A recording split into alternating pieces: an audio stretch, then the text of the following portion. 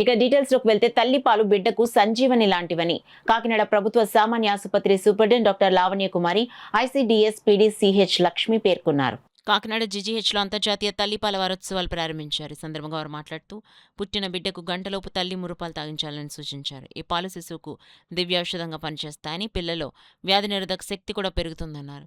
బిడ్డ పుట్టిన తర్వాత 6 నెలల పాటు తల్లిపాలు మాత్రమే అందించాలన్నారు.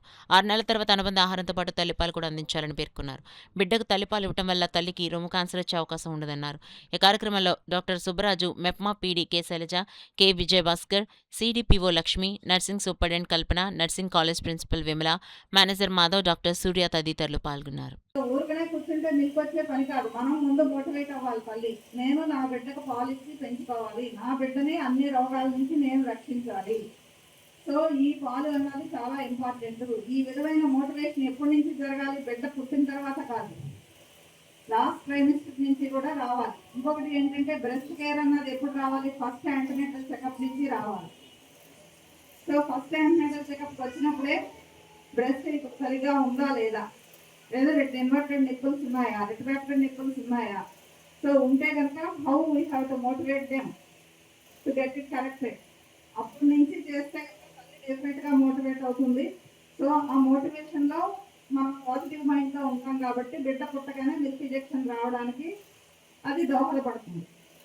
సో అందుకని చెప్పి ఏంటంటే యాంటీనేటల్లో ఉన్న స్టాఫ్ దగ్గర నుంచి కూడా ఇది important. And post natal counselling of course that's a prime responsibility.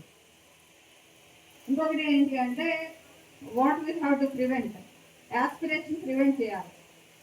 నిన్న మేము రివ్యూకి వెళ్ళినప్పుడు ఏంటి అంటే యాస్పిరేషన్ డెత్ అన్నది ఏ ఒక్కటి కూడా జిల్లాలో జరగడానికి లేదు. సో యాస్పిరేషన్ డెత్ ఎప్పుడవుతాయి? తల్లి అర్ధరాత్రి ఎప్పుడో బిడ్డలేస్తుంది, ఆకలిని ఏడ్చినప్పుడు ఏంటి అంటే తల్లి పడుకునే పాలిస్తుంది. ఎల్లోపు గ్రాండ్ మదర్ కూడా మంచి నిద్రలో ఉంటారు కాబట్టి ఎవరు బర్పింగ్ చేయరు.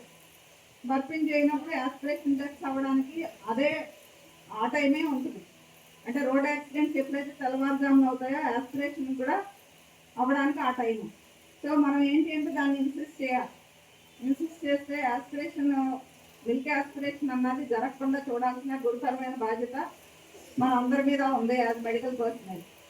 సో ఈ రెండు చూసుకుంటే డెఫినెట్గా కంటిన్యూయేషన్ ఆఫ్ ద మిల్క్, అంటే ఎంప్లాయీస్కి ఇప్పుడు డెఫినెట్గా they can draw the milk and they can bank it in their own refrigerator. ఇంట్లో ఉండడానికి వాళ్ళు ఎంప్లాయీస్ పొద్దున ఇచ్చి వెళ్ళిపోతే ఆ మిల్క్ని వాళ్ళు రోజు పట్టుకోవచ్చు.